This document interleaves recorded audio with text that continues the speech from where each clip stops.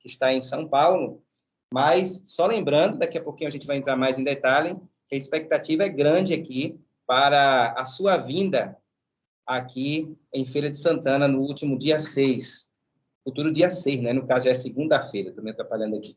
Mas, desde já, sem mais delongas, Vitor, meu amigo, Augusto Leme, boa noite. Boa noite a todos. Boa noite, Estou aí mais uma vez aqui, junto com vocês, um prazer, né? Aqui com o meu amigo Augusto também. Vamos lá para mais uma conversa. Novamente um prazer muito grande. Agora estou te ouvindo. Novamente um prazer muito grande estar aí junto na Rádio A Voz de Israel com meu amigo Eliomar e meu amigo e colega de trabalho, Vitor Oliveira. Muito obrigado novamente pelo convite. E vocês aqui é sempre bem-vindo, né? E hoje eu só quero revelar que quem preparou o tema de hoje, na verdade, a pauta, foi os nossos amigos aqui, o Vitor e o Leme. Então, hoje a gente vai falar sobre a posse do novo governo lá em Israel, sobre os atentados em Jerusalém. Então, você fica à vontade para mandar sua mensagem. Hoje, perguntas é que não vai faltar, né?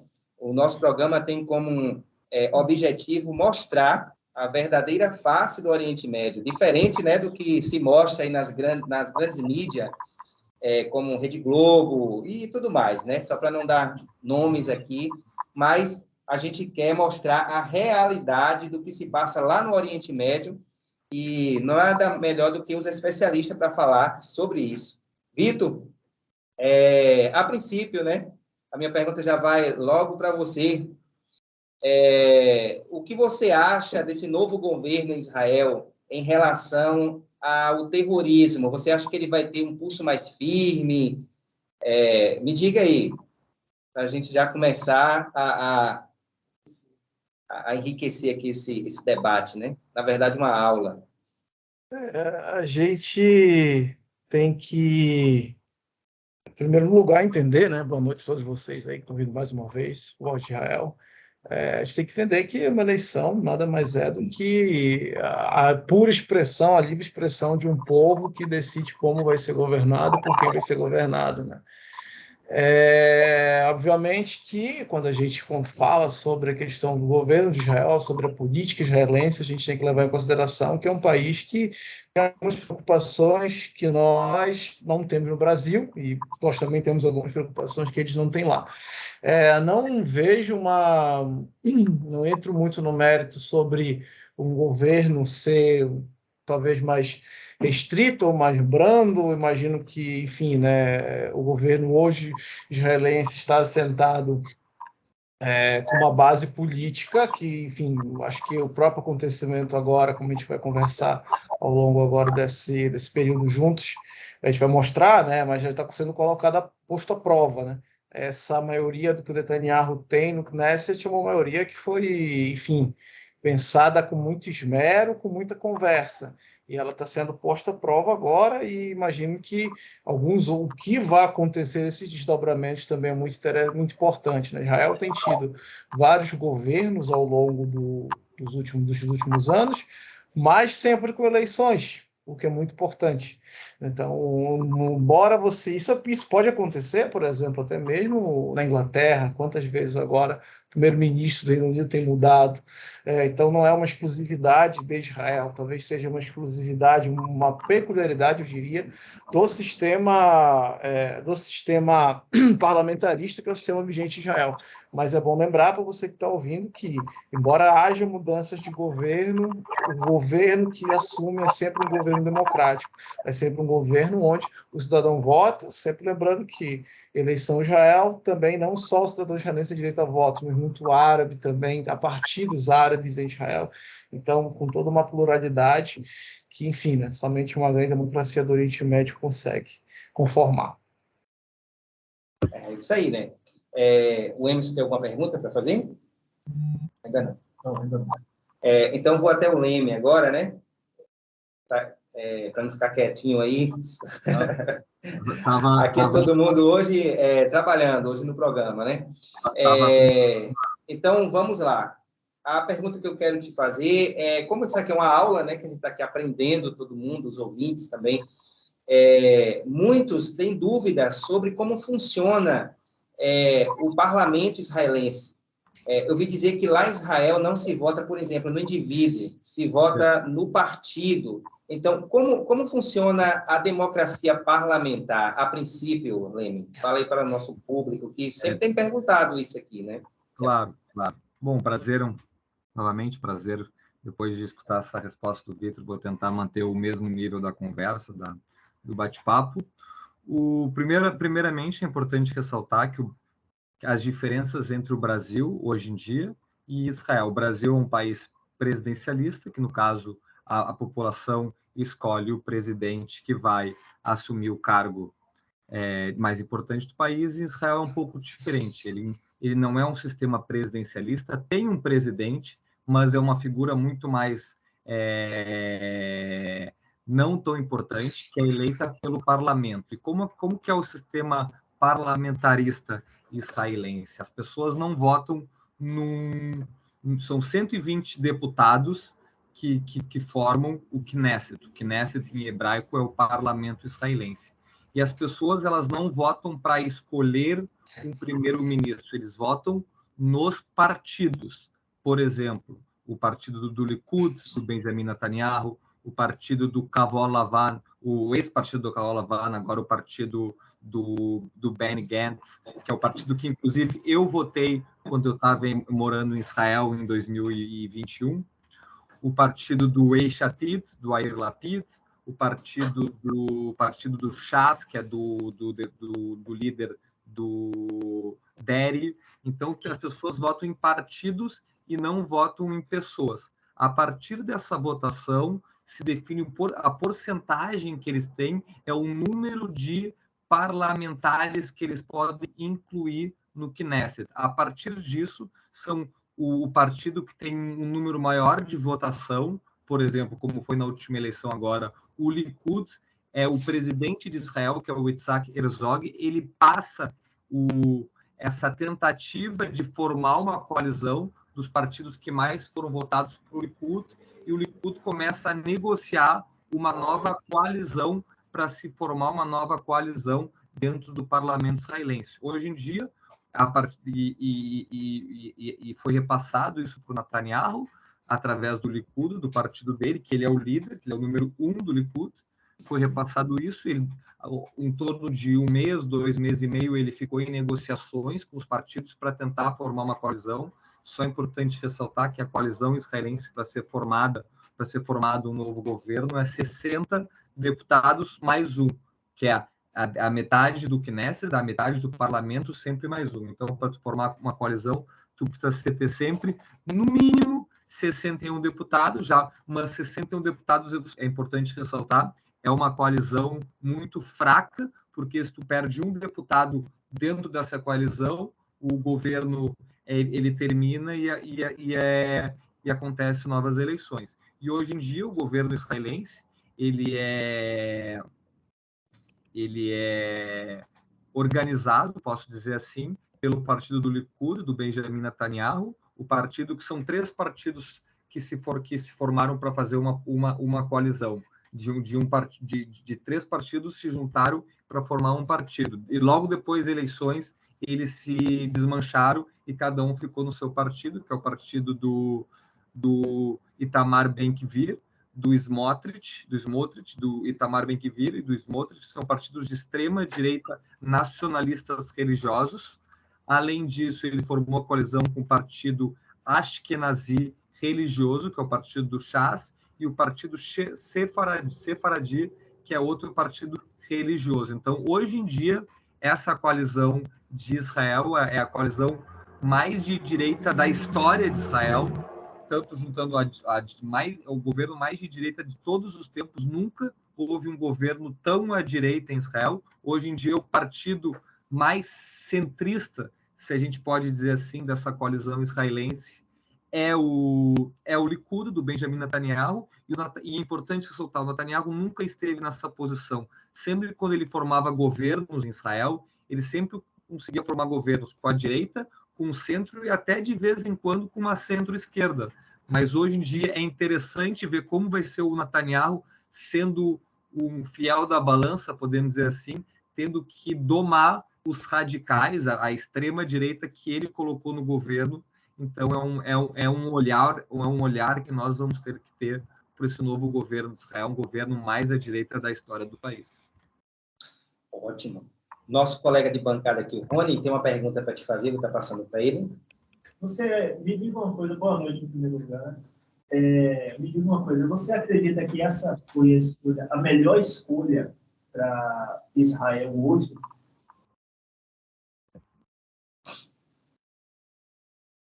Eu não escutei a pergunta, pode repetir, eu não sei se é para mim. Você acredita que esse partido, essa vitória, foi a melhor decisão para Israel no momento? No caso, a escolha do Likud, no caso. Eu acredito que acho que foi a pior decisão possível que poderia acontecer em Israel. Israel hoje em dia é um país muito dividido.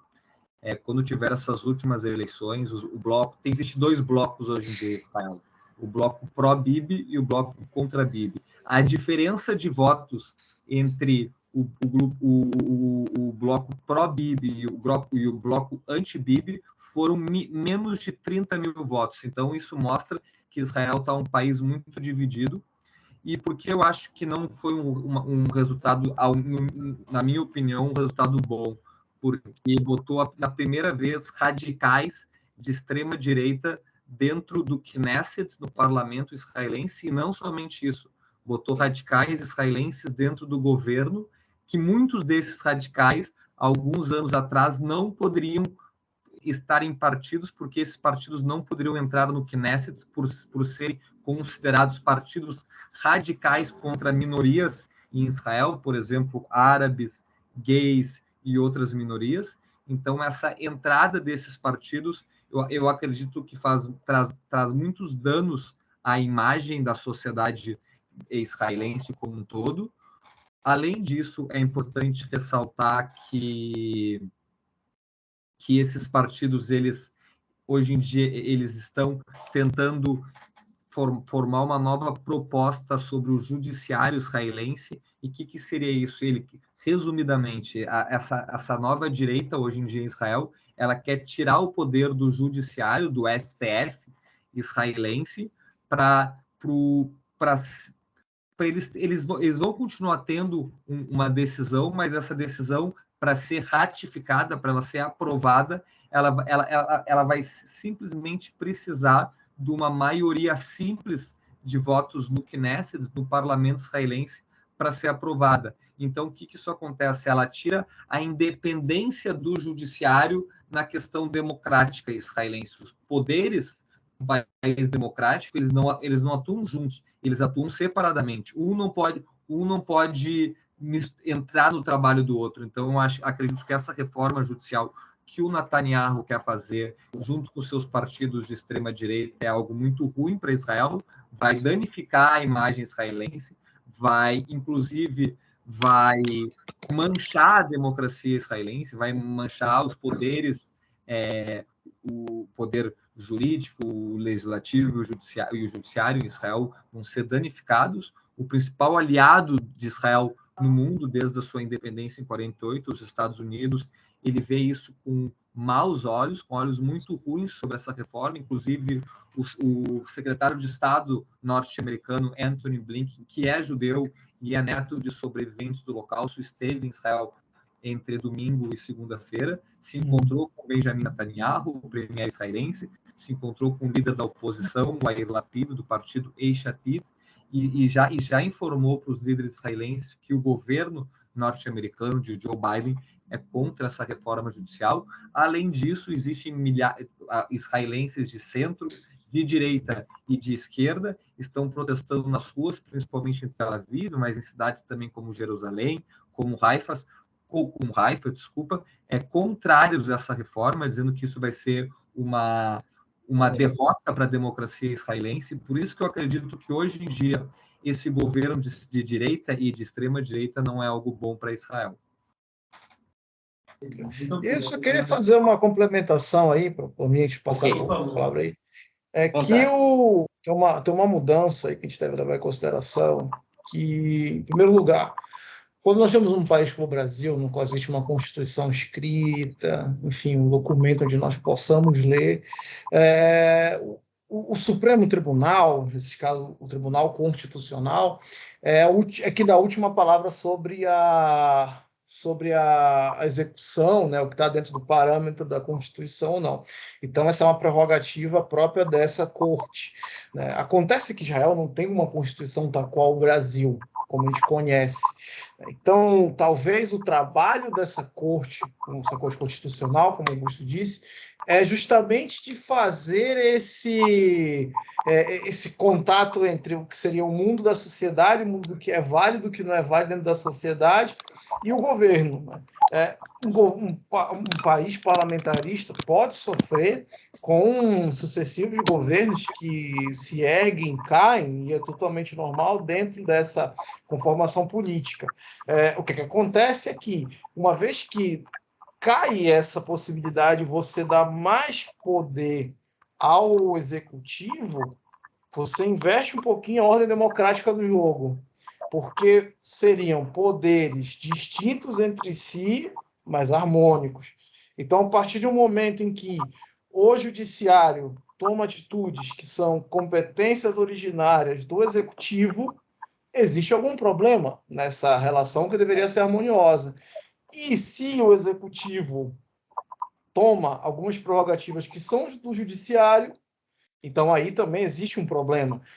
Então é como se a gente pudesse falar aí um pouquinho do que fosse as causas e os remédios de cada democracia.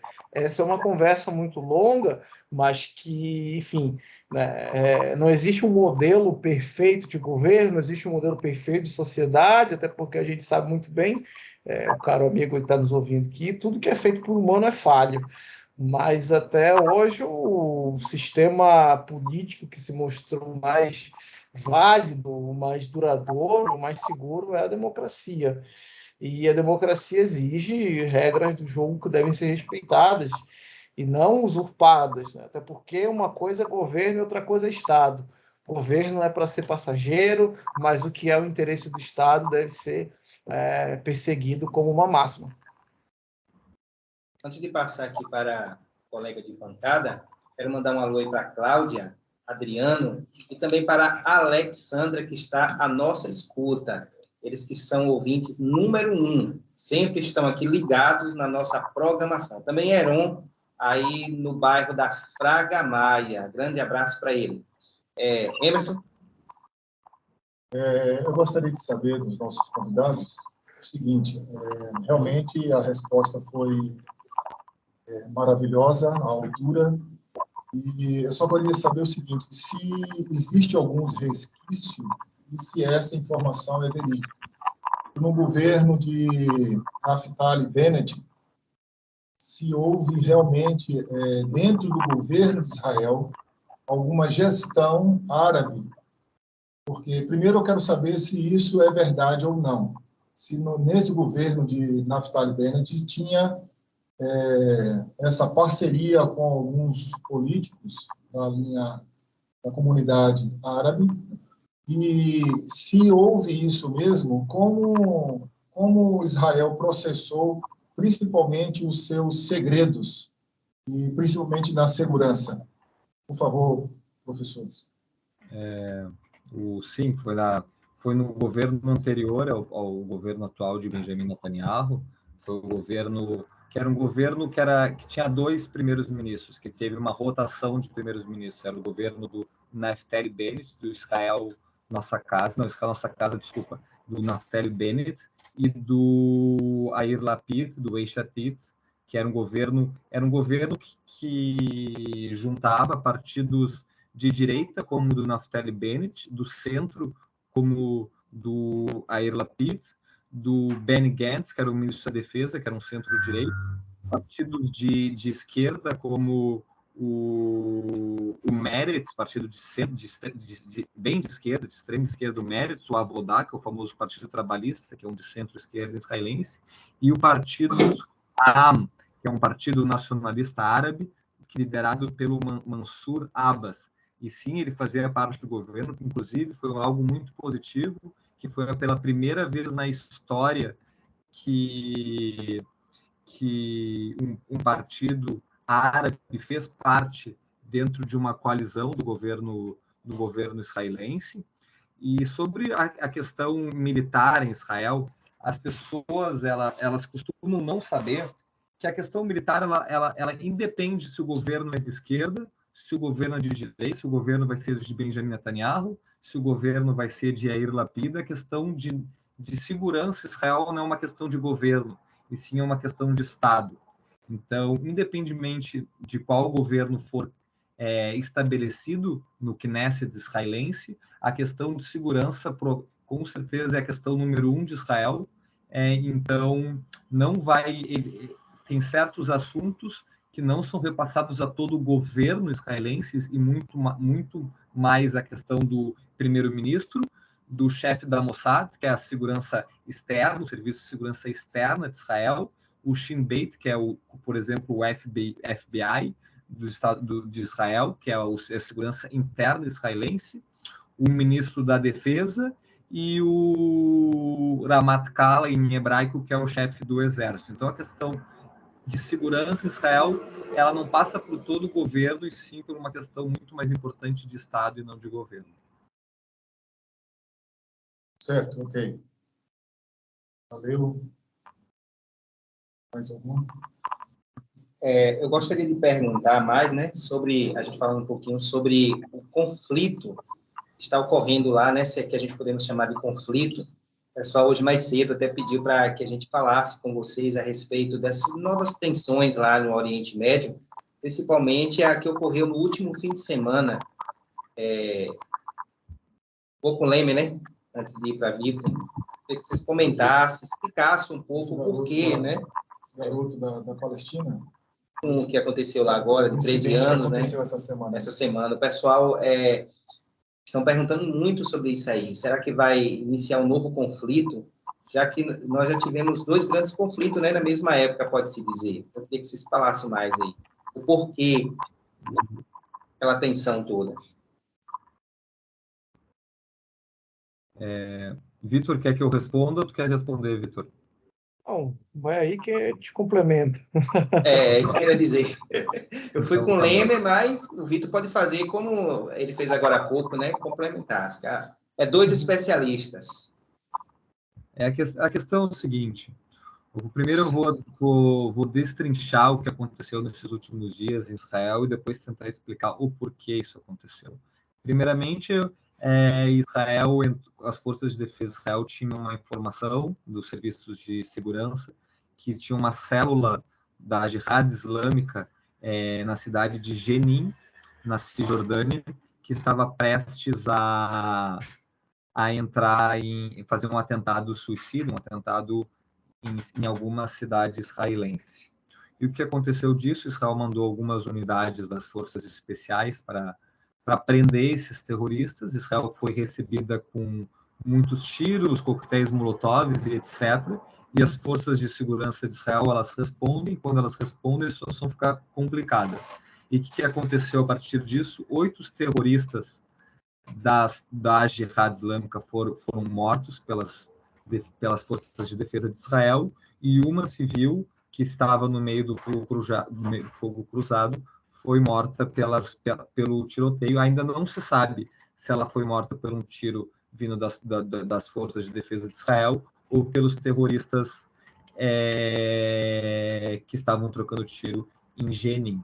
A partir disso, isso foi na quinta-feira, na sexta-feira à noite, como uma resposta dos grupos terroristas, um palestino de Jerusalém Oriental chegou perto de uma sinagoga no momento da saída dela e assassinou a sangue frio 7 judeus civis, sem nenhum envolvimento com o exército ou com alguma outra coisa, entre homens, mulheres e jovens. E, a partir disso, esse acirramento das questões entre Israel e palestinos, ela se aflorou novamente. Só um comentário que eu esqueci: logo depois que Israel fez essa operação em Jenin, na Cisjordânia, a Jihad Islâmica, na faixa de Gaza, na outra região que deveria ser o Estado palestino, lançaram foguetes contra o sul de Israel, principalmente contra Ashkelon, que é a maior cidade no sul de Israel, e esses foguetes foram interceptados. pelo sistema Iron Dome israelense e logo depois a Força Aérea Israelense ela atacou em fábricas de foguetes do Hamas. E na noite de sexta-feira aconteceu esse atentado, que vitimou 7 vítimas civis israelenses, e na manhã de sábado um outro terrorista palestino com somente 13 anos de idade sacou uma arma em Jerusalém e feriu dois israelenses, e um desses israelenses estava armado, tinha porte de arma, sacou a sua arma, feriu o terrorista palestino, e esse terrorista foi preso pelas forças de defesa de Israel. Então, geralmente, quando acontece essas questões em Israel, é como se fosse uma avalanche ou um jogo de dominó que vai caindo uma peça atrás da outra. Sempre acontece um fato, quando vai acontecer uma guerra em Israel, ou por exemplo, com Hamas em Gaza, acontece um fato, ou em Israel, ou na Cisjordânia, e isso aí é um estopim que vem outra série de incidentes que acontecem para daí sim estourar a guerra. Pelo que aconteceu de lá até hoje, não teve mais outros eventos extraordinários como esses do último final de semana. E por que isso está acontecendo principalmente na Cisjordânia? É por um motivo muito claro. O enfraquecimento da autoridade palestina, que é governada pelo Fatah do presidente Mahmoud Abbas, que todos já devem conhecer, que já está há mais de 20 anos no poder, que é o sucessor do Arafat, da Autoridade Nacional Palestina. Então, esse enfraquecimento da autoridade palestina dentro da Cisjordânia, que deveria ser governada por ela, com esse enfraquecimento, os grupos terroristas, tanto Hamas, Jihad Islâmica, entre outros, eles começam a crescer naquela região, principalmente em Jenin, que existe mais de 10 mil homens Esse é o perigo, né? Que existe mais de 10 mil terroristas armados prontos para atacar em Israel. Então, Israel precisa fazer alguma coisa, Israel age, tem um contra-ataque, então essa situação cada vez piora mais, e a gente não sabe o que vai acontecer nos próximos meses, no próximo 1 ou 2 anos com esse enfraquecimento, o que vai acontecer, se de repente o Hamas vai controlar a Cisjordânia também. Então, é uma situação muito perigosa que a gente pode ver para os próximos meses, nos próximos 1 ou 2 anos. Então, Hamas o conflito pode vir, né? No caso, seria um sinal de que pode vir mais um novo conflito. Pode vir. Assim, pode vir. Eu também concordo, compartilho com a visão do Augusto de que não acho provável uma escalada nesse sentido. Até pouco tempo seria difícil até imaginar que países árabes iriam condenar a ação em geral, ação promovida pelo Hamas. Então é uma situação hoje que a gente já vê uma mudança de certo comportamento nessa questão de política internacional. Agora, um ponto muito interessante, que o amigo ouvinte deve levar em consideração, é que segurança de um Estado é um tipo de segurança, de securitização, eu diria, muito diferente de como a gente vai defender uma casa, por exemplo. Se a casa de uma pessoa é atacada, ela deixa de morar ali, tudo bem, o espaço ainda existe, mas quando o Estado é atacado, o que é atacado é a soberania desse Estado. E a defesa da soberania é talvez uma das prerrogativas mais latentes de um Estado. Então, nesse caso, lida diretamente, porque são alguns atores dentro da política local que ameaçam a existência do Estado de Israel.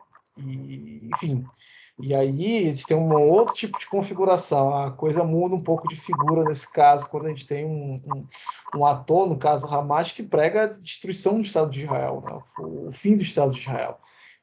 E aí, para começar, você tem uma questão que é muito importante, que se eu estou lutando contra um inimigo, e esse inimigo quer me destruir de alguma forma, ele não me vê como legítimo, aí eu imagino que a resposta é sempre uma resposta que, infelizmente, pode vir a assumir um outro caminho que não é o mais pacífico possível. Por outro lado, como o Augusto bem colocou a questão da cooperação que existe entre as partes, é uma questão porque as decisões tomadas em política elas são baseadas no que a gente chama de custo de transação. E o custo de transação na política ele se faz é a partir do quanto de informação você tem sobre o outro.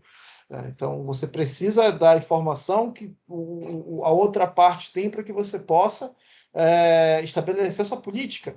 Então, a gente acha que convir que, nesse caso, é muito mais importante que nós tenhamos uma proximidade entre as partes do que um afastamento. Né? E, de certa forma, a gente consegue, assim, com uma troca de informação, uma proximidade entre as partes, a gente consegue, acima de tudo, afastar a possibilidade de um conflito, por exemplo, de uma decisão que talvez seja mais bélica do que outra.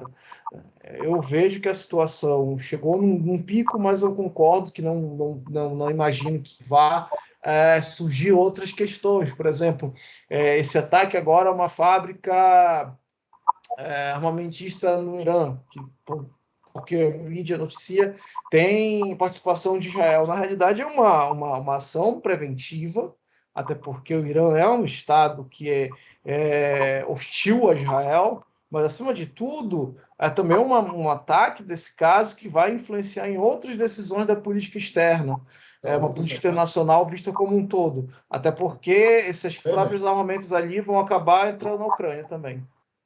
O colega que... Vitor, já houve esse ataque a essa fábrica ou está previsto um ataque a essa fábrica?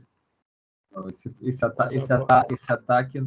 ataque contra uma fábrica de Israel com o Irã.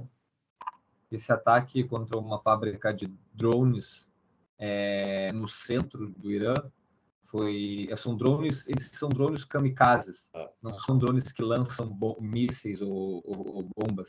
Eles são drones que são fabricados e são produzidos para tu lançar esse drone até um alvo e, a partir disso, esse drone destruir um alvo.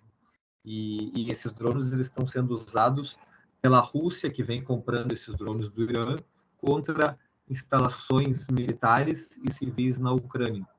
Então, e muitas vezes desses drones também, o Irã tem a intenção de transportar esses drones para a Síria, para a partir do território sírio, fazer ataques contra Israel. E o que Israel fez? O que dizem que Israel, a gente não tem 100% de certeza, que Israel tem uma rede tão grande de inteligência dentro do Irã, que eles conseguem ter drones dentro do Irã, Israel, que eles conseguem levantar voo e fazer ataques às suas instalações militares. E aí, acho que é interessante também lembrar que muitas vezes desses drones iranianos, eles comportam certos tipos de armamento, certos tipos de munição que não são permitidas via convenção internacional. Então, pode parecer até um pouco contraditório, você que está ouvindo, mas até na guerra existe regra. Então, por exemplo, alguns tipos de armamento você não pode usar numa guerra, então tem regiões onde você não pode usar, mas como lidar com isso quando o seu inimigo não respeita essas regras? E como um Estado é instado a respeitar regras no sistema internacional? Através da assinatura de tratados e de acordos. Então, se o Irã não faz parte de tratados para não proliferação de armas que são proibidas durante a guerra, eu vou dar um exemplo aqui. Às vezes o Irã usa algum tipo de armamento que ela explode e traz estilhaços. É um tipo de armamento, um tipo de munição que não é permitido via tratado internacional, mas mesmo assim o Irã produz, o Irã exporta esse tipo de armamento. E é um armamento que é proibido. Então, não existe como a gente tratar de... nós podemos falar de sanções quando justamente o Estado está à margem disso tudo. Pode parecer algo muito simples e muito, eu diria até uma linha fina entre o que é possível, o que não é, dentro dessa questão entre um Estado e outro, mas eu sempre digo que em relações internacionais ainda a questão do direito internacional é muito válida, né? Pode parecer algo simples, mas é o que nós temos e é o que eu imagino que a comunidade internacional deve instar as partes a fazer. Nesse caso, eu entendi aí perfeitamente, porque eu estava acompanhando e agora a minha pergunta é se já houve esse ataque a essa fábrica. Foi essa semana, essa notícia de agora? Sim, esse ataque foi domingo. Ah, ok. De madrugada, sábado para domingo, por aí. Entendi agora, porque eu estava acompanhando e eu vi que esse ataque poderia ser a qualquer momento, mas eu não vi a notícia do Esse ataque. ataque já aconteceu. Perfeito. Esse ataque já aconteceu. Falar em ataque, né? A gente está com 2 especialistas aqui. Eu gostaria que você falasse da questão do programa nuclear do Irã, né? Com esse governo agora do Netanyahu, que mostra mais força, no sentido assim, contra o Irã, eu gostaria que vocês me dissessem, está mais para um ataque às instalações nucleares agora com Bibi Netanyahu, para a defesa de Israel? Porque algumas pessoas me perguntam sobre a questão do Irã, né? O Rony aqui, às vezes, gosta de trazer noticiário, mas nada melhor do que 2 especialistas para falar. Então, a questão é que o povo judeu hoje está ameaçado por causa do programa nuclear do Irã, né? O Irã quer produzir, vamos dizer, um novo holocausto ali no Oriente Médio. Só que agora é diferente, porque o povo judeu agora está na sua terra, sabe se defender, tem um dos melhores exércitos, parabéns por isso. Parabéns pela economia brilhante que vocês têm, pelo Estado que vocês têm. Então, todo mundo tem direito à legítima defesa. Então, eu gostaria que você falasse, está mais para, com o governo de Netanyahu, em legítima defesa, Israel lançar um ataque preventivo? Não no povo, né? O povo do Irã, a gente sabe que é amigo do povo judeu, mas nas instalações nucleares, como fez com a de Osirak, está mais para isso agora com Netanyahu? Ou como é que vocês veem isso aí?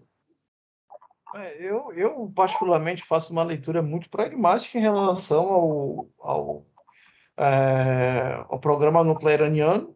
Eu imagino que a gente tinha, de certa forma, uma aproximação, eu digo enfim, até Estados Unidos e outras potências, em relação a esse programa nuclear iraniano, mas hoje a gente perdeu um pouco isso, e aí nesse meio tempo a gente teve a questão da Rússia e da Ucrânia, a gente teve mudanças na Líbia, mudanças no Egito, mudanças na Síria também, são países ali da região que influenciam muito essa parte. Por outro lado, eu imagino que muitas vezes essa questão da energia nuclear, então você produzir ou não armas nucleares, ela está muito ligada a um verdadeiro, eu diria assim, como se fosse um blefe. É difícil a gente chegar e mensurar em que nível está o programa nuclear iraniano, porque até então o que é dito é que esse urânio é beneficiado para a produção de energia nuclear interna.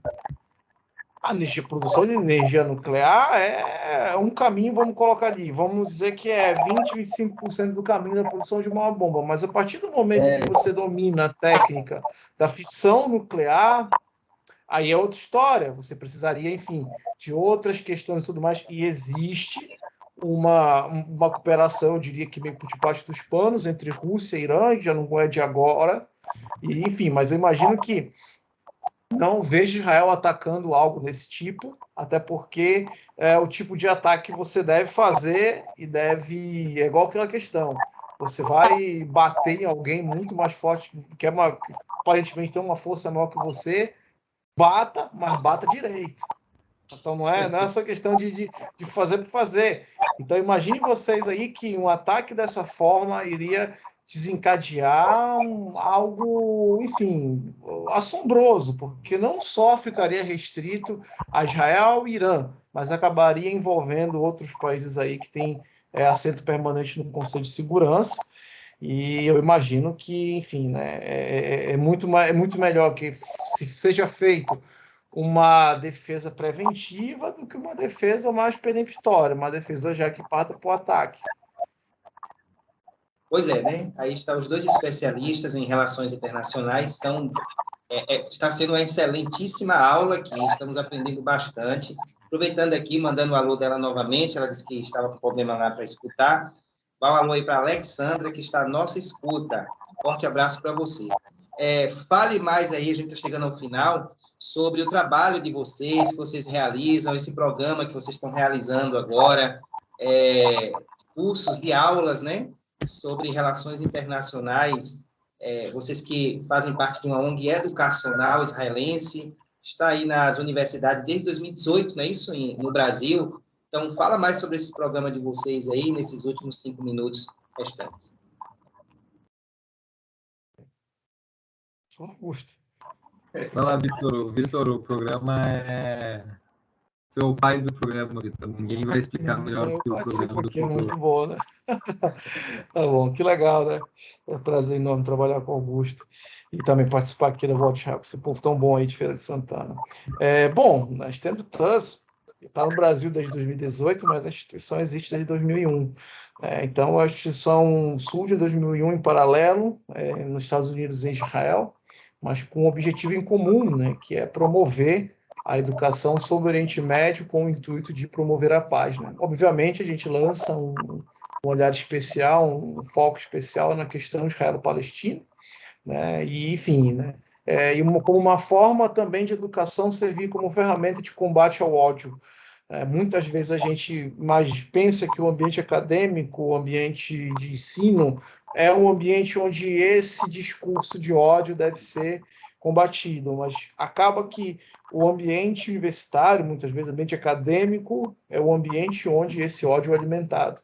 E a gente pensa que é preciso que se a gente quer realmente que a paz chegue na região, é preciso que não haja esse tipo de manifestação, justamente porque é uma manifestação de ódio, e ódio não combina com a paz. Mas, por outro lado, também nós, como instituição, sempre buscamos, e essa é uma diretriz internacional da Stand TUS, de que nós advogamos pela ideia da solução de dois estados, um Estado israelense e um Estado palestino. Obviamente que dentro dessa conformação de decisão dos estados, de solução dos estados, existe uma miríade de possibilidades para que o que seja um estado e que seja o outro. Mas, em relação a essa parte de como deve ser feita essa solução dos estados, nós falamos das diversas formas de decisão, um pouco do histórico também dos acordos de paz, que tem, enfim, tentado buscar uma solução desse caminho.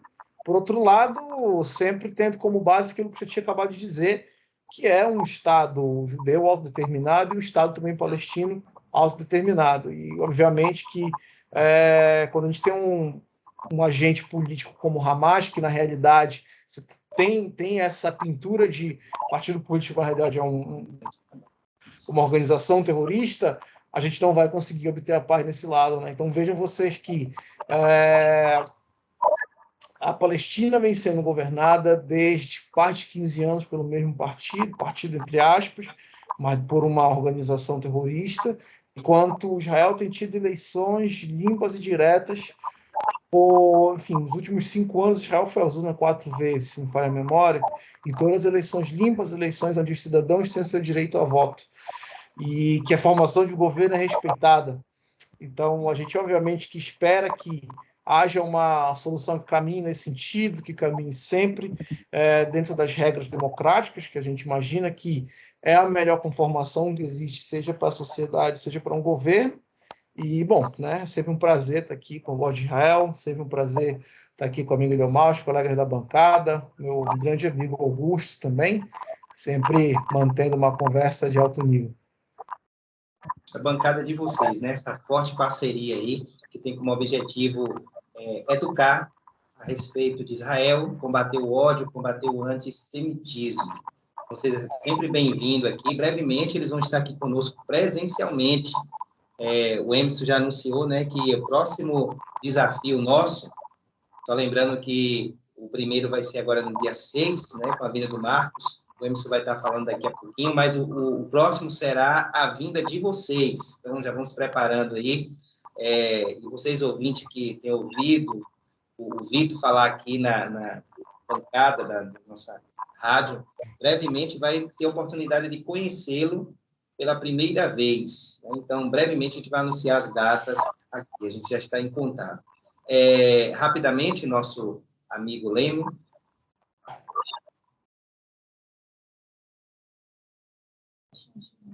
As considerações finais.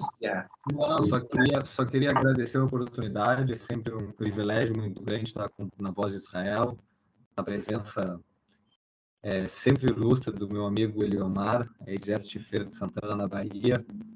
É um grande prazer, sabe que sempre pode contar comigo, pode contar sempre com a Stand TUS Brasil, que vai ser sempre um prazer te ajudar. Igualmente.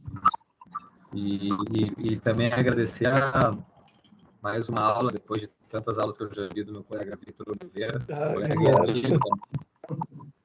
Daqui a pouco a gente vai estar viajando juntos, mais uma viagem aí.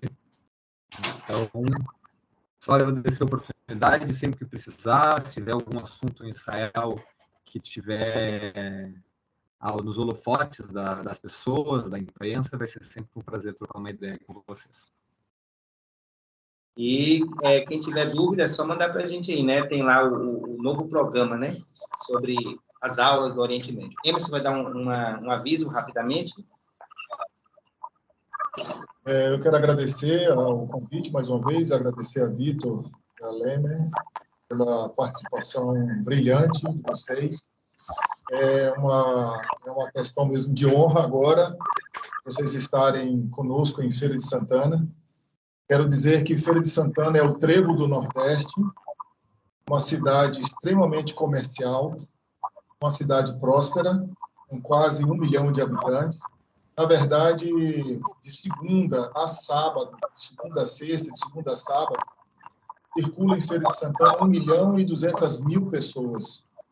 Então, é uma cidade extremamente próspera e muito bem localizada no Nordeste, que Feira de Santana faz questão de tê-los aqui na nossa cidade para abrilhantar e conseguirmos melhores resultados na educação, principalmente com o assunto de Israel, que é o assunto que vocês dominam. Então, eu quero agradecer a vocês mais uma vez e vou fazer a chamada do curso, da palestra, para todos que estão nos ouvindo. O Marcos Suski, jornalista, ele palestrante internacional, ouvi essa palestra dele quando ele estava na Itália, me apaixonei pela palavra dele e nós fizemos o convite e ele aceitou. Então, por um dia, vamos estar recebendo aqui o Marcos Suski, falando sobre a tecnologia de Israel em benefício para toda a humanidade, né? No setor de agropecuária, agricultura, área de saúde, principalmente. Então, eu quero fazer a chamada a todos os ouvintes da rádio, todos os ouvintes do programa A Voz de Israel. Quero agradecer aos amigos que têm nos ajudado, porque fomos pegos assim, de surpresa para comprarmos as passagens e estadia, hotel, essas coisas.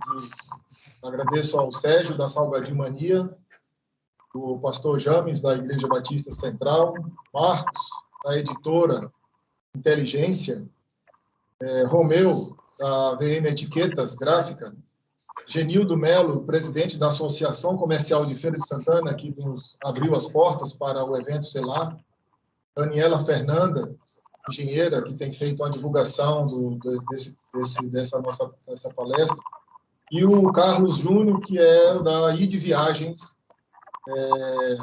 com sede aqui em nossa cidade, um grande parceiro nosso também. E não esquecendo, né, que esse é um lançamento da A Voz de Israel Produções, em parceria com o jornal Tribuna Evangélica, do jornalista e pastor Marcos Sampaio, também da Cia Ponte, com Peu, ele que faz um programa aqui na Rádio Cidade, e também do ID, né, que é a agência de viagem. Quero agradecer também à doutora Isabela Rezende, a proprietária da Farmabella, uma das grandes investidoras, também do nosso programa. Bom, terminamos o nosso programa, são 21 horas, e eu quero agradecer a todos. Muito obrigado à nossa bancada aí externa e à nossa bancada interna. Prazer grande, e vamos contar com vocês presencialmente. Deus assim o permitir. Shalom, shalom.